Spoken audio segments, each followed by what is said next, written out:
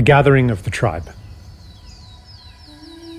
Once upon a time, a great tribe of people lived in a world far away from ours. Whether far away in space or in time, or even outside of time, we do not know. They lived in a state of enchantment and joy that few of us today dare to believe could exist, except in those exceptional peak experiences where we glimpse the true potential of life and mind. One day, the elders of the tribe called a meeting. They gathered around, and one of them spoke very solemnly. "My friends," she said, "there is a world that needs our help. It is called Earth, and its fate hangs in the balance. Its humans have reached a critical point in their collective birthing, the same point our own planet was at 1 million years ago, and they will be stillborn without our help. Who would like to volunteer for a mission to this time and place and render service to humanity?" "Tell us more about the mission," they asked. "It is no small thing. Our shaman will put you into a deep, deep trance, so complete that you will forget who you are. You will live a human life, and in the beginning, you will completely forget your origins. You will forget even our language and your own true name. You will be separated from the wonder and beauty of our world, and from the love that bathes us all. You will miss it deeply, yet you will be unable to name what you are missing. You will remember the love and beauty that we know to be normal only as a longing in your heart. Your memory will take the form of an intuitive knowledge as you plunge into the painfully marred earth that a more beautiful world is possible. As you grow up in that world, your knowledge will be under constant assault. You will be told in a million ways that a world of destruction, violence, drudgery, anxiety, and degradation is normal. You may go through a time when you are completely alone, with no allies to affirm your knowledge of a more beautiful world. You may plunge into a depth of despair that we, in our world of light, cannot imagine.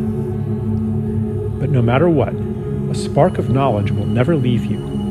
A memory of your true origin will be encoded in your DNA. That spark will lie within you, inextinguishable, until one day it is awakened.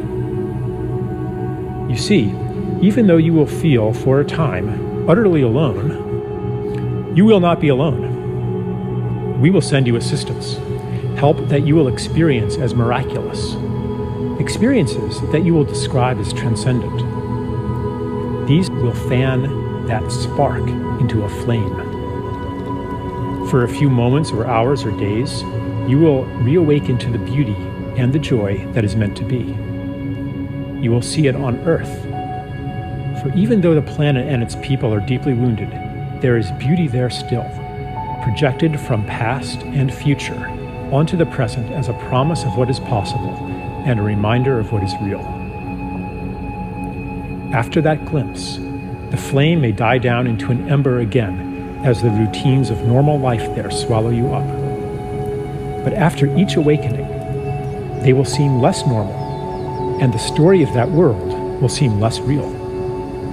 The ember will glow brighter. When enough embers do that, they will all burst into flame together and sustain each other.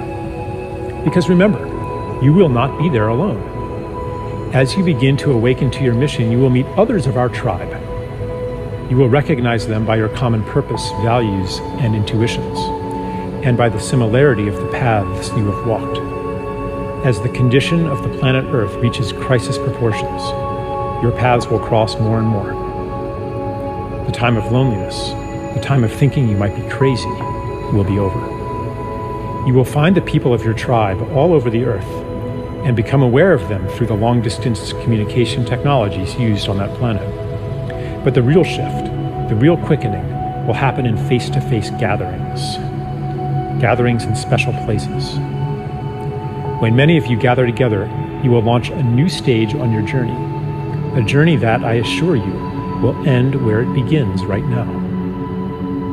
Then, the mission that lay unconscious within you will flower into consciousness. Your intuitive rebellion against the world presented to you as normal will become an explicit quest to create a more beautiful one. A woman said, "Tell me more about the time of loneliness, that we might prepare for it." The elder said, "In the time of loneliness, you will always be seeking to reassure yourself that you are not crazy. You will do that by telling people all about what is wrong with the world, and you will feel a sense of betrayal when they don't listen to you. You might hunger for stories of wrongness, atrocity, and ecological destruction, all of which confirm the validity of your intuition that a more beautiful world exists.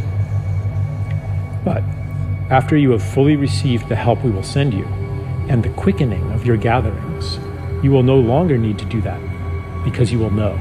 Your energy will thereafter turn toward actively creating that more beautiful world."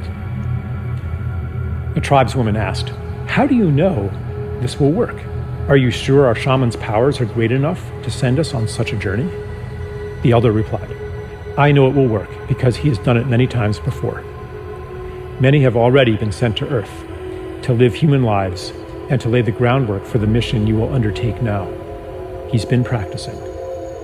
The only difference now is that many of you will venture there at once. What is new in the time you will live in is that you will gather in critical mass and will each awaken the other to your mission. The heat you will generate will kindle the same spark that lies in every human being. For in truth, each one is from a tribe like ours. The whole galaxy and beyond is converging on Earth, for never before has a planet journeyed so far into separation and made it back again. Those of you who go will be part of a new step in cosmic evolution." The tribesman asked, "Is there a danger we will become lost in that world and never wake up from the shamanic trance? Is there a danger that the despair, the cynicism, the pain of separation will be so great that it will extinguish the spark of hope, the spark of our true selves in origin, and that we will be separated from our beloved ones forever?" The elder replied, "That is impossible. The more deeply you get lost, the more powerful the help we will send you. You might experience it at the time as a collapse of your personal world, the loss of everything important to you. Later, you will recognize the gift within it. We will never abandon you." Another man asked, "Is it possible that our mission will fail and that this planet Earth will perish?"